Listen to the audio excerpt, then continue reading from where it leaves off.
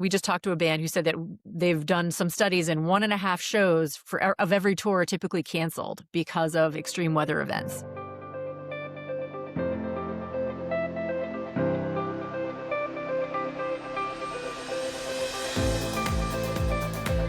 Hello, and welcome to the Scientista podcast, where we bring you conversations with leaders, changemakers, and cultural figures sharing how they're turning evidence and science into real-world impact. I'm former Assistant Secretary of State Monica Medina, and I am so sad. I'm missing my sidekick this week. Shweta Chakrabarty is on her honeymoon. Yay. We hope she's having a great time out there. Sending her lots of love. And I know she'd be really excited to be here. I know she wishes she could be here for today's conversation because we're going to talk with a real pioneer in the music industry, someone who has taken an industry that had a lot of impact through the songs and the artists themselves, and actually now changed the industry and helped them to become much more environmentally conscious. And now they're busy connecting artists to and the audience to the charities in communities where concerts are taking place. So it's a really wonderful time to be thinking about ways to make connections about conservation. There's so much in the world that's challenging the environmental and conservation and climate movements, and people are afraid to even talk about it now. And you hear about people kind of quietly quitting on climate or green hushing because they don't feel like they can speak up. But there are artists out there who are actually still working hard at making the point about conservation real to people who come to concerts. And there's nothing like actually going to a place and kind of seeing everyone else buy into the same set of ethics about conservation and minimizing waste and minimizing plastic use, and thinking about all the ways that we can, if we try, to have a lower environmental footprint while still having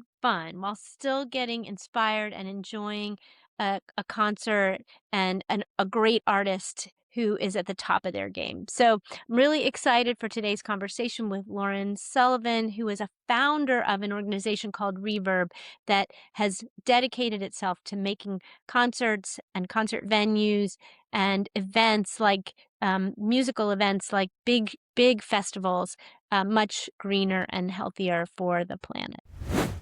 We are so excited to have with us today Lauren Sullivan, who is the CEO, if I got this right, CEO and co-founder of an organization called REVERB that has an amazing ability to get artists behind the environment and climate movement. So Lauren, welcome. And we're going to talk to you about your background and about how you got started. I know you've been in the environmental world for a long time and music came second. But let's start with music and tell me about the first concert you ever attended and why did that, kind of have such a deep resonance for you? Well, this is a fun one because I got access to a ticket because my brother's basketball team back in the 80s made it to playoffs. And so he could not attend this concert. So I got to go in his stead, and it was Bon Jovi. God, that is iconic. It is iconic. In Portland, Maine, John Bon Jovi in a harness flying above the crowd. He's seen a million faces and he's rocked them all. And that was, I don't think I'd ever seen anything like it. I don't think I'd ever felt the power of community as intensely. And I just adored the experience. So yeah. Yeah, those New Jersey rockers are epic, They are. I'm married to one. Yeah. Oh, are you? Oh my goodness. My co-director at REVERB, Adam, is a New Jersey native who is in a band. So maybe there's a connection there. Could be.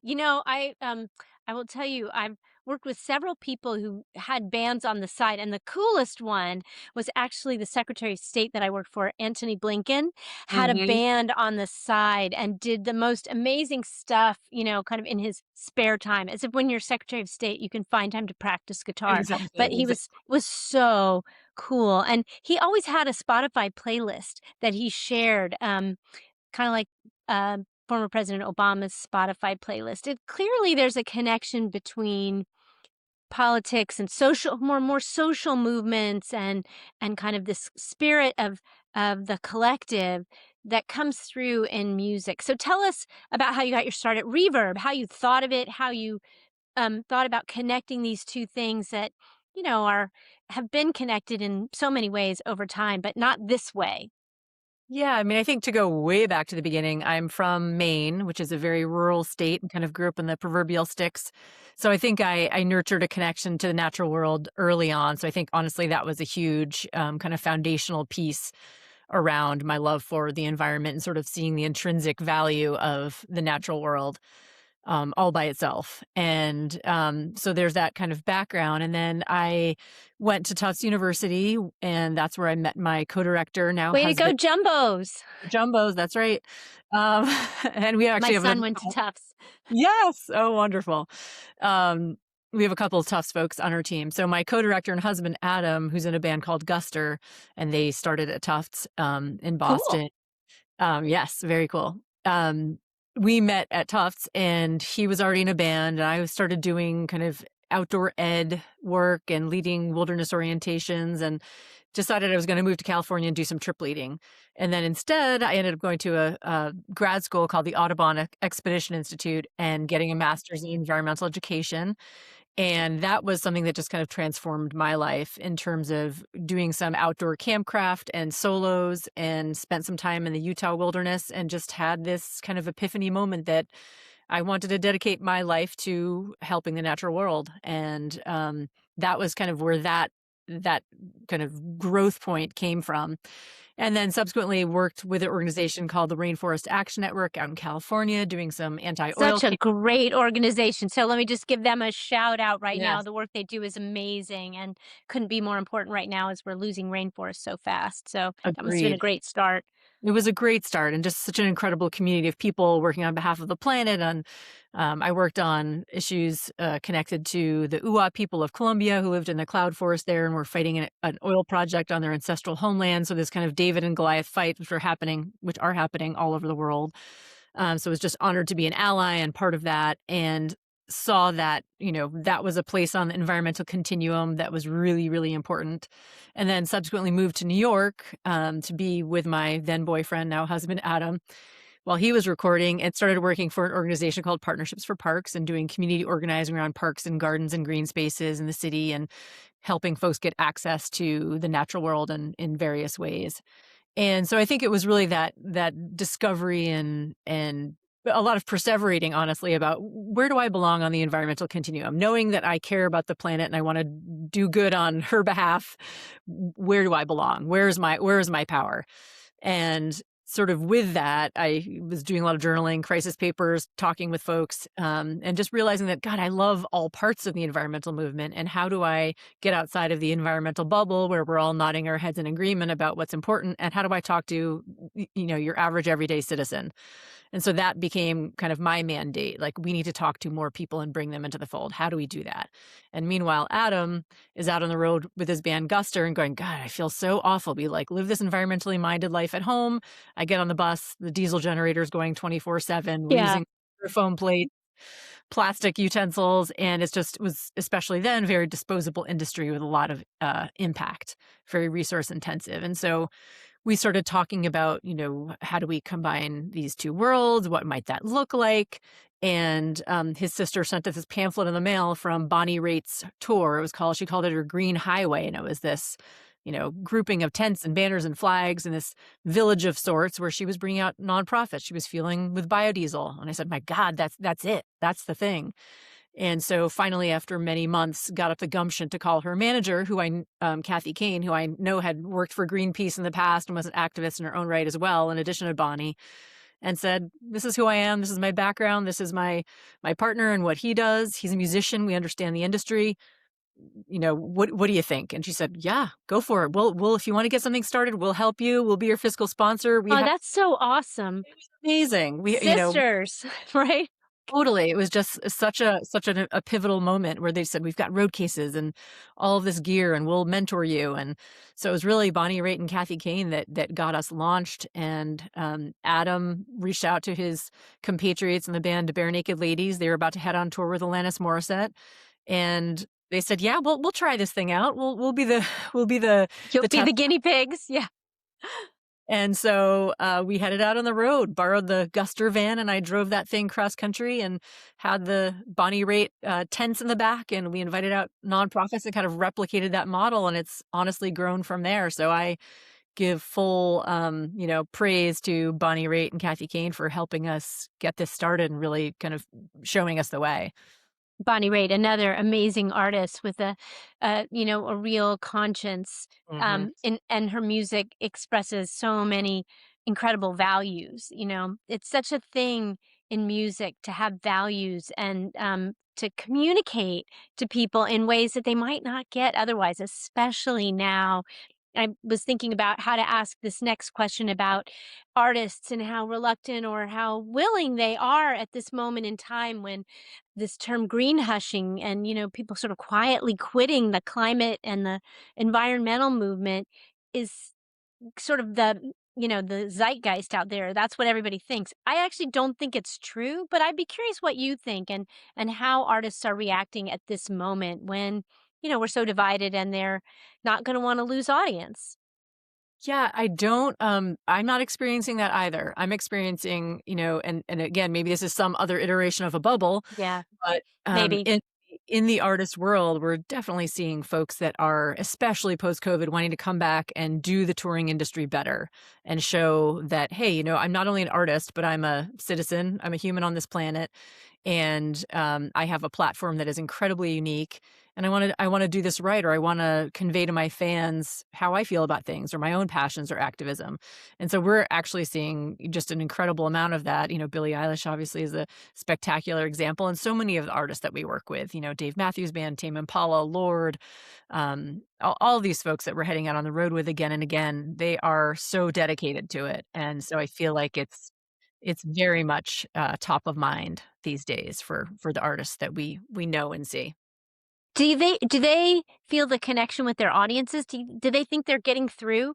Because we certainly need more education on why this is not just some issue for later or some nice to have, why this is all these issues, climate change, loss of nature, pollution, they're clean air, clean water, health, they're all connected. And kind of we need that sense of community that can be built through music, and we need that sense of camaraderie and that we can do things, that inspiration. So Yeah, I mean, I think we always talk about how music has this unprecedented ability to, connect with their they have an unprecedented ability to connect with their fans, and really what that means is you think about actors and their medium, like, they're portraying someone else. Musicians are usually unapologetically themselves. They are conveying some depth of being and emotion and sentiment that's coming from them and channeling right to their fans. Like, it's the shortest distance between two humans, I think. And so it is this beautiful thing where music is a soundtrack to our lives. It is the thing that we go and cry to. It is the thing that we rejoice to and dance to. So it's music has this unparalleled connection to us as humans that is beyond ancient. And so that the fans seeing their artists convey another facet of who they are, not only through their music, but through their activism. And we get to do that. We have the honor of doing that and saying, hey, instead of walking into a venue and seeing your sponsorships and, this and that, you're going to see this village, this action village, an eco village filled with nonprofits that are local and national that your favorite artist that you're here to see tonight cares about. They care deeply about. And so we're folded right into the tour. We're part of the tour. We have the branding that's connected to the artist so that people understand who we are and what we're doing there and that we're doing it on behalf of the artist. And they get to plug in and connect with organizations in their community, take action, sign up to volunteer, register to vote, make a pledge to go vegan for certain days. So it's really, it all counts, right? One it day, all that's really meatless does. Mondays and all that. Yeah. Heck yes. Yep. Agreed. So I love that you mentioned Billie Eilish. We actually interviewed her mom on this podcast. Mhm. Maggie Beard was so awesome. And she told us a little bit about this work. It was really inspiring. But then to see somebody like Billie Eilish win the Song of the Year for her song Wildflower, which again, there it is. It's the environment built right into a great song and one that touched clearly a lot of people. Um, Mhm. how much do you see how it impacts their music since you work so closely with a lot of these artists? Yeah, I mean, I think that, the environment informs a lot of artistry. I think about historically, if we look at like Woody Guthrie and Pete Seeger and their Right. social environmental activism, if we think about Bob Dylan and the anti-war movement, Willie Nelson and his support of Yeah. farm aid. Farmers. Yep. And of course, Bonnie Raitt. I think about like the Beastie Boys and their solidarity with Tibet and around nonviolence issues, and Marvin Gaye, "Mercy Me." Think about Right. that song. That's Oh iconic. God, yeah, the civil rights movement or Aretha Franklin and Respect, or there's so much connection. Bob Dylan, I think you may have mentioned. I was saying to Mhm. you right before we went on air that my first concert was John Denver, and oh my gosh, talk about somebody whose songs just scream, natural world and environment and connection, human connection to that. Um, it is amazing, and it is a common it's a theme in a lot of artists' work, so that's why it's so great when they actually decide to make something more of it. So you've talked a little bit about how get people signed up for groups or beach cleanups or whatever when you're in a place with a concert, when a concert goes from tour to stop. But talk about some of the other footprints. I was sort of shocked, especially now in the age of music festivals, kind of the Mhm. environmental footprint of the event itself, and how hard was it to get the venues to think about being more conservation oriented, more pro planet? Yeah, I mean, I think it's when we started out, we began in 2004, and this was pre Inconvenient Truth release, so the dialogue and discourse was drastically different from what it is today. And it wasn't necessarily one hand washing the other, but as we approach venues and we're coming hand in hand with artists like Billie Eilish or Tame Impala, folks like that, and they're selling tons of tickets and they have this wonderful, they're using their power for good. We get to change what's happening there at the venues, and the venues again are having and creating their own sustainability program. So it really is one hand washing the other. But we do work with not only artists on tours, but also at festivals. We have a special campaign and program called the Music Decarbonization Project, where we are looking at kind of cleaning up our own industry. And so part of that has been using these intelligent solar powered hybrid batteries to stages. So we were one of the first people to power the main stage at Lollapalooza for Billie Eilish's set a couple of years ago, and we've done that for many other festivals. And that's been just a huge boon, and just kind of showing, here's the proof of concept. It works. It's viable. And we can also help by measuring some of the footprint of the energy use at these festivals. We can start to right size the energy use and the equipment, because a lot of times it's like we've got It's a lot of generator equipment. generator and we're using too many resources when you actually could be using a lot less if we're really addressing the energy use properly and right sizing it again. So it's an exciting time to be able to do that, introduce those technologies and support that where we can with different festival goers and with the festival promoters. Do you ever have a hard time, do you ever have to twist arms? Um, like, I imagine there are some artists who just don't wanna go there, who don't wanna worry about it. Has there ever been, and you don't have to name names, I'm not this has been a week where a lot of names have come out in the public, and people are, being shamed all the time. I'm not here to do that, but I am interested in how hard it's been to convince people to be part of this movement. Do you approach artists, or do they mostly come to you? Yeah, I mean, it's a combination of both. So, Adam, who is a musician in his own right, is our artist liaison person along with other folks on our team, and they'll go talk to some management companies periodically. But because the music industry is so interwoven, you'll see production managers move from one tour to the other, tour managers. Yeah. And of course, management companies that have a bunch of artists on their roster under the same umbrella. And so once we've worked with one artist and people have that experience, and they go, oh, you know what? This other artist cares about these issues. Let me introduce, the concept of what Reverb does to them and see if they're interested. And really for us, we work with artists that care about it. So they have to be kind of curious about sustainability, And wanting to is get it on. across lots of genres? So like country to hip hop or, rap Yeah, I or mean, we're always trying to classical? diversify. Yeah, we're always trying to diversify our roster without a doubt, but we've done some amazing work. Tyler Childers has been incredible, and other folks from different genres as well. But I'd say we're probably most squarely in the pop rock indie realm, a little EDM here and there, some country. So that's been exciting. So we don't twist arms. So somebody's really got to want to get on the path, making their tour and their work more sustainable. But even if there's just like a little to set one foot on, we're willing to work with them. Our whole motto is that we are not holier than thou. We think this is a work with sort of situation, and let's join link arms and move down the path together, and that we're there to support them and do whatever we can, from the smallest thing to a whole 360 program.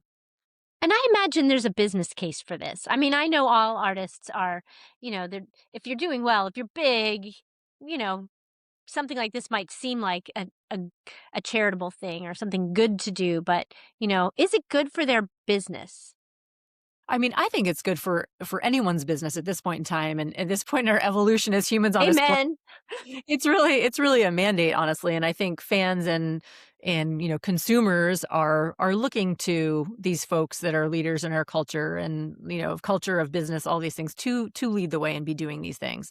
So I think it's spectacular for any business. It's great for any venue to be taking on sustainability efforts as well, so that folks go, hey, you know what, my local venue is doing this. It makes me feel better when I purchase a ticket and go to this venue because I know they're doing the right thing.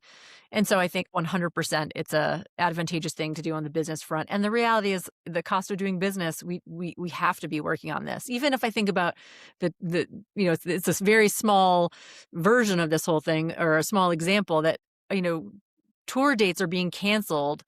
I think we just talked to a band who said that they've done some studies, and 1.5 shows of every tour are typically canceled because of extreme weather events.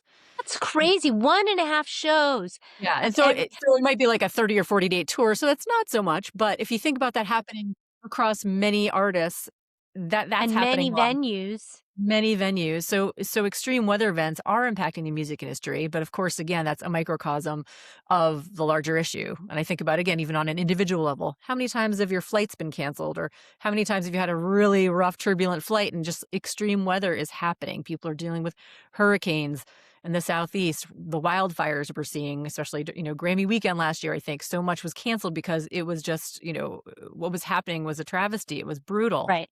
Right. and happening more So and many more. people lost their homes, and the smoke and the pollution, and Yeah.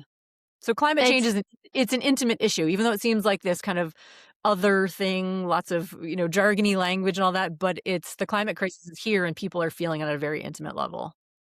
yeah, I think it's interesting. I suspect that there are some people who will go to a concert who will specifically say, I really want to pick a place because I know there's going to be a better recycling program, or they're going to use compostable materials for their food service, or um, because they know that the venue itself is more sustainably managed. And I see it more in sports as well, which is another great place to sort of get people thinking about it when they're not really thinking about it, catch them sort of in a moment when they're probably not thinking about it, but they might be open to the idea of, using a different kind of paper plate, or a different kind of, compostable packaging, as opposed to plastic, which, I mean, I just can only imagine after a 3 or a 4-day music festival or week-long festival, the heat, the water needs, like the infrastructure demands are pretty tremendous. And then you add on to it the bands and all the amplification and all that. It's a lot. Especially when they're huge, like some of these festivals are. So it's good to see that, working its way into the ethics of the industry, and maybe it won't even be seen as green someday. It'll just be the way that you run a Exactly. concert tour or a Exactly. venue. Yep, Let's that's right. hope. Let's Let's hope. hope. Let's hope. Definitely. Definitely. And so tell us a little bit more about um, how young people react to it, and particularly hopelessness. It is so hard, I think, when we feel like these issues are so overwhelming. Um, people often talk about hopelessness as being one of the big impediments to motivating people. How do the artists that you work with think about this, about how to motivate with their music?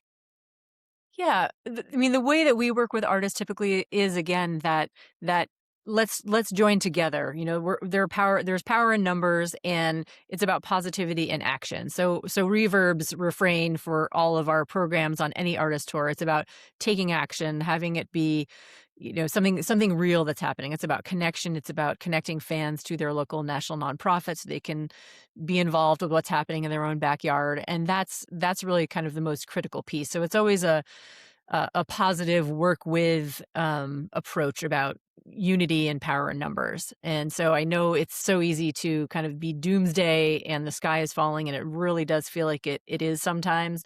But I think that together we can take that action and move forward. And most of the artists feel like it's we're compelled to do it. They're compelled to do it. So it Yeah, feels very positive.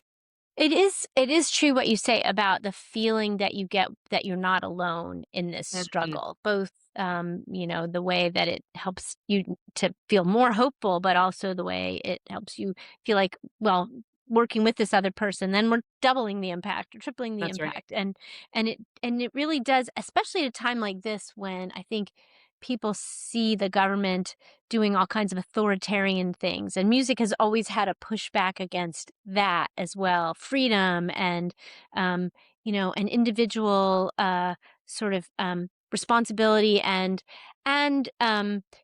human rights kind of woven into so much of music. How do you think that plays in a time like this one? I mean, I think the Grammys, if anybody watched that, the Yeah. Grammy Awards were a perfect example of that. I mean, we saw Billie Eilish, Olivia Dean, SZA, Bad Bunny, to name a few, out there speaking their minds very, very bluntly. And, you know, I think Billie Eilish is just such a great leader in this respect. You know, she's not only speaking out about things, but she's putting her money where her mouth is, and is calling others to do the same. So she donated $11.5 million to the fight. And honestly, Reverb is incredibly honored. We got to steward a portion of those funds and got to Wow. yes, to some national nonprofits and even nonprofits in Canada, and facilitated, you know, dozens and dozens of meaningful grants on her behalf. And, you know, the fact that she's calling on the billionaire class, you know, was at that Wall Street Journal Innovator Award and saying, hey, you know what, you need to give away your money. And then Chapel Roan recently did the same thing, you know, the same kind of call to So action, true. Right. give it Like, away. So I think that in the face of everything we're seeing, the again unparalleled voice and platform of musicians as not only average everyday citizens, but these superstars, um, to use their platform like that is just spectacular because culture really can lead the way. yeah, and it's interesting. The president did not, as much as he said, "Oh, I'm not paying attention to the Grammys, blah blah blah blah blah." There he was, talking about Bad Bunny and Trevor Noah and threatening to sue them. So they got a little bit under his skin That's right. That's when, right. and that gets more attention, frankly, and at a time when these issues need a lot of attention. Um, and, I think, again, thinking about how to inspire people is really at the core of kind of the conservation movement and the music industry. So I hope that your work will continue to grow and grow and grow. Do you see more growth, and what's next for Reverb? You've revolutionized the way the events happen. Now you're getting people more connected to causes by having the artists connect with their own NGOs and organizations they're trying to sponsor. What's the next thing? How can you use social media or, you know, these bigger tours or merch or whatever to make the connection? What's next? Yeah. Yeah, I mean, we wanna continue doing what we're doing and just growing what we're doing, again, in different genres, different artist tours. We have an emerging artist program that we're working on, that has been supported by, you know, Billie Eilish and her team, and it's really about getting artists who aren't necessarily giant superstars yet, but are sustainably minded and want to get on the path, and so that we can grow with them and help support their interests and kind of own environmentalism and activism as they grow as artists. So that's a special thing to us. And then again, that music decarbonization project has been really wonderful to show proof of concept around different sorts of technologies that we can use in not only the music industry but beyond. And one thing I haven't mentioned is that Reverb did a concert travel study to look at the travel of fans to and from shows. And Yeah, that's awesome. Yeah, so many people. I mean, look at the way people travel to see Taylor Swift or Beyonce, or or go to these events like these big, big music festivals. People yep, go so a long way. people travel a long way. And so we looked at, many of the tours that we've been on over a couple of years and have about 35,000 data points on this. So it's a really large study, and worked with the folks at UMass Amherst Poll to kind of digest all of that data and, come to find out that the artist's footprint, or actually the fan footprint rather, and their travel to and from the show versus the artist and crew travel it's about 38 times the artist footprint. So although we're pointing our fingers at artists and their travel, the reality The is the fan. next mile, the next frontier is all those other people. Yes. Wow. So That's so we're beginning to look at, how do we address that impact in a real way?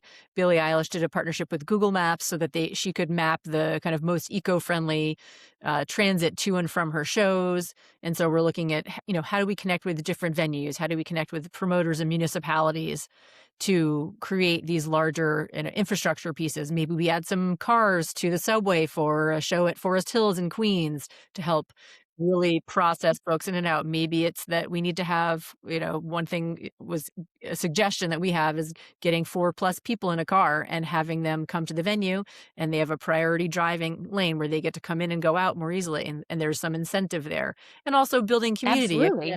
Music's all about community, so it can be about having these hubs of transportation. So maybe it's meeting at a park and ride or a hotel area where we can have shuttles that bring people to and from the show and bring them in from those kind of spokes on the wheel there to the concert venue, so that we can decrease the traffic congestion, because nobody likes the idling. It's terrible for the environment, and it's a really tough concert goer experience to be sitting in traffic to and especially from your show when you just want to get home.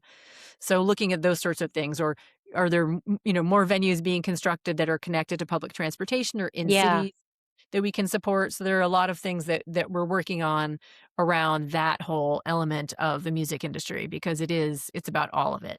So Well, so I there's just love lots that. to go.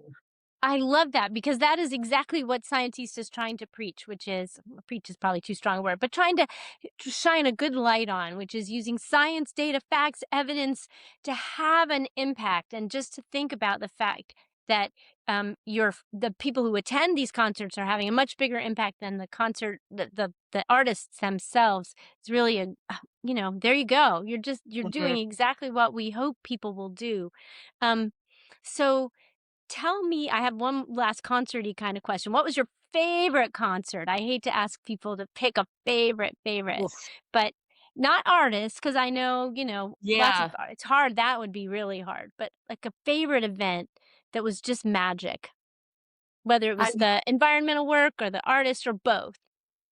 Yeah, I mean, I think, Billie Eilish, without a doubt, working with her team has been phenomenal.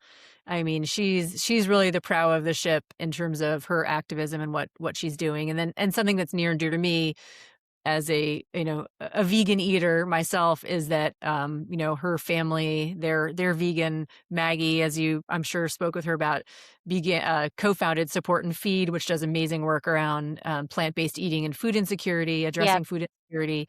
So we've partnered with them and are so grateful for that. But just um, you know, always inspired by that show, and the fact that, we're helping facilitate the ask to concessions to have vegan items at concessions that have price parity with other items. In some of her tours, it was fully plant-based, it's offerings, amazing. concessions. So just, incredible shifts, leaps and bounds at those venues, which is terrific. And just thinking about how that can inspire other folks to think about plant-based eating, because it is truly, I think, one of the most impactful things, if not the most impactful thing we can all do as individuals. And it's so intimate. What's on your dinner plate? How can we do better? So I love Billie Eilish's activism around that, and I think it's really inspiring, and her show is spectacular. It's just, unparalleled on the production front, which is always fun. And then we also work with, Tame Impala, and that was, I would say, one of my favorite shows at TD Garden in Boston. The laser show, the vibe of the crowd was spectacular. That's amazing. Gosh, it must be fun to get to go to all these events too. That's a great fringe benefit of your It job, is but you work pretty hard to get spectacular. there.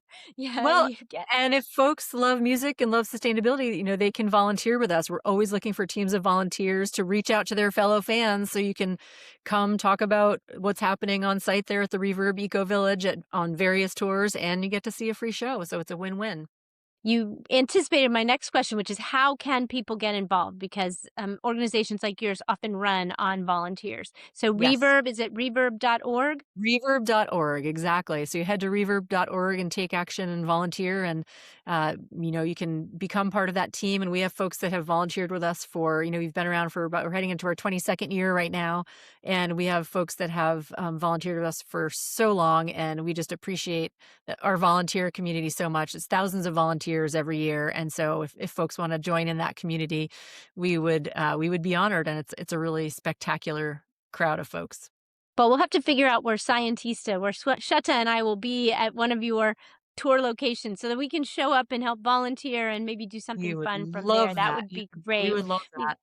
we would love it too. So our last question every time is about curveballs, is about that Mhm. unexpected challenge that or that real setback that you hit at times in your career or in life.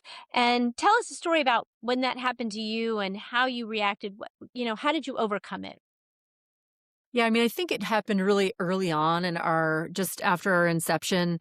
It was just that the struggle of, again, pre-inconvenient truth, pre-environmentalism being mainstream and part of the, common parlance. It was not. And so we were going, oh my God, are we crazy to start this? I had left my other job and I was like, I don't know if Right. it was a decision. You took the leap and then I what? really, really took the leap and was just questioning whether or not this had legs, whether or not were there enough artists out there that believed in sustainability the way we did and thought they might. We weren't sure.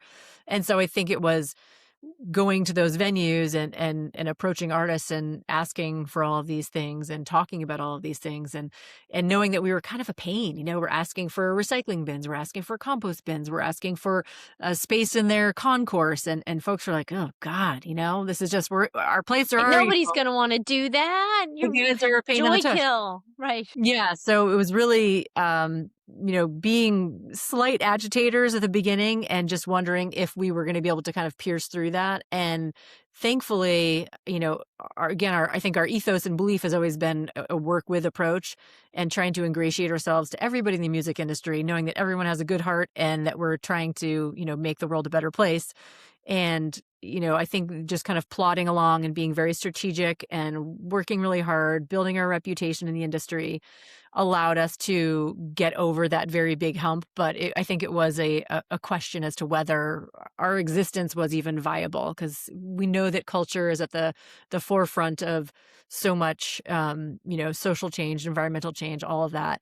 And artists have a huge voice in that, but we weren't sure if what we were doing was going to be viable, or not. And so thankfully the music industry and, the culture around it is what it is. And people wrap their arms around us and it's been amazing generally. There are bumps in the road, but it was a real challenge at first, but we got through it, thankfully.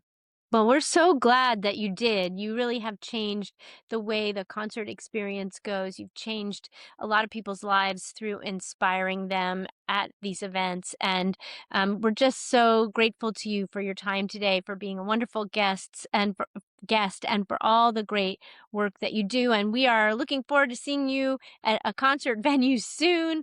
And if you want to volunteer, please go to reverb.org and help out. Every little bit helps. I always feel like just getting up and doing the work is such an important part of us being able to take on these challenges, these big global challenges. So thank you very much, Lauren, for all your time. Thank you for listening out there, Scientistas. If you liked this episode, help others discover it by leaving us a review on Spotify or Apple Podcast, and tell your friends. Lauren, tell all your friends in the music industry. We really appreciate all the support here at Scientista. Thank you so much for having me. Truly appreciate it.